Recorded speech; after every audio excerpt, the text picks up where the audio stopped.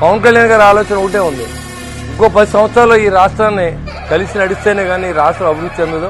గడిచిన 5 సంవత్సరాల్లో తీవ్ర నష్టం జరిగిందని చెప్పి మరి అందరూ అభిప్రాయాన్ని ఆయన ప్రజలు వ్యక్తపరిచి మరి ఆయన చెప్తూ ఉంటే నీకు ఎప్పుడు సీఎం అవ్వా, మరి సీఎం అవుతాను నిలబడినప్పుడు మీరు ఎందుకు ఎదవలారు ఓటు వేయలేదని అడుగుతున్నారు.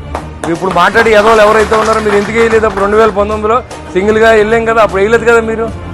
కాబట్టి రాజకీయాలని మారుతూ ఉంటాయి, ప్రజల ఆకాంక్ష మీద పనిచేయాల్సిన అవసరం ఉంటుంది. నా ఇష్టం వచ్చినట్టు ఇంప్లిమెంట్ చేయాలనే మూర్ఖత్వంగా మనం పనిచేయకూడదు. కాబట్టి ఇలాంటివన్నీ కూడా మనం ఆలోచన చేసి మన నాయకుడి మీద ట్రోల్ చేసినప్పుడు కనీసం రెస్పాండ్ అవ్వండి.